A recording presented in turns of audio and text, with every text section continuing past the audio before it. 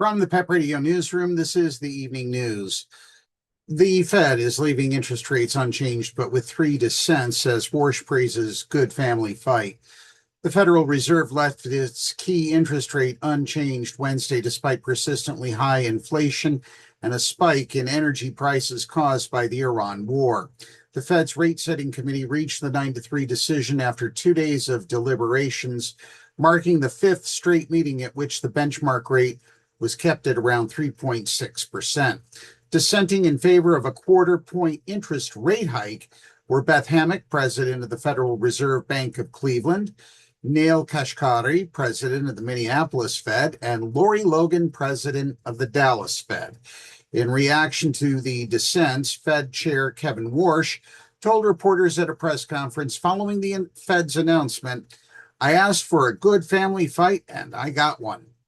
Inflation has been stuck above the central bank's 2% target for more than 5 years. The Iran war has generated uncertainty over the economic outlook and has driven energy prices higher, intensifying inflationary pressure and creating a quandary for Fed policymakers. Hammack, Kashkari, and Logan had previously called for or signaled that they would be open to raising rates to combat higher prices. In other news, the Senate plans to hold a vote regarding Dr. Anthony Fauci being in contempt for refusing to answer COVID-19 questions. Dr. Anthony Fauci on Wednesday repeatedly invoked the Fifth Amendment, declining more than 100 times to answer questions from senators in a Republican-led committee hearing about his handling of the COVID-19 pandemic. The move temporarily sidesteps calls to prosecute him if he is accused of lying at the hearing, as some GOP lawmakers have waged a years-long campaign for his arrest. Committee Chairman Senator Rand Paul closed the hearing by saying lawmakers will vote next week on whether to hold the now retired infectious disease expert in contempt for refusing to testify. Democrats on the committee generally defended Fauci for refusing to engage, but Republicans hold an 8-7 majority on the panel. In other news, Trump and the Department of Justice are asking the U.S. Supreme Court to toss the $83 million defamation verdict in the E. Jean Carroll case. President Donald Trump and the Justice Department are asking Clarence Thomas and the Supreme Court 6 to toss an $83 million defamation verdict won by writer E. Jean Carroll after she accused him of sexual assault, saying he can't be sued for comments he made while he was president. It's the second time Trump has asked the justices to nix the damages award by a jury to Carroll, a longtime advice columnist and former TV talk show host. The Supreme Court refused in June to hear his appeal of another verdict for $5 million that found him liable for sexual abuse and defamation. The latest case centers on comments Trump made during his first term as president.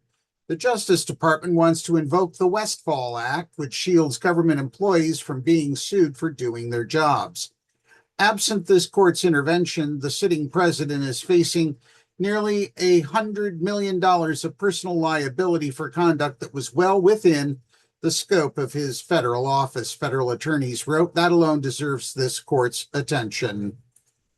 And finally, K-pop powerhouse BTS said they will not submit their music for consideration at the forthcoming 2027 Grammy Awards. All 7 members from BTS, RM, Suga, J-Hope, Jimin, V, Jungkook, and Jin, shared the same note Wednesday.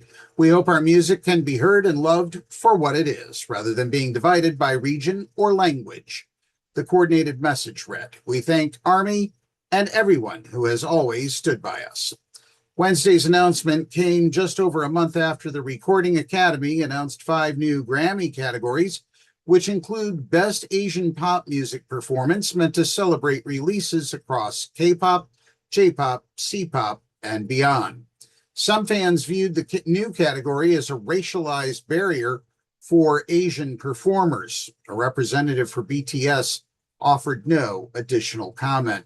BTS has never won a Grammy, though they've been nominated for 5, 3 times in the Best Pop Duo Group Performance category, as well as Album of the Year for their contributions to Coldplay's Music of the Spheres and Best Music Video for Yet to Come.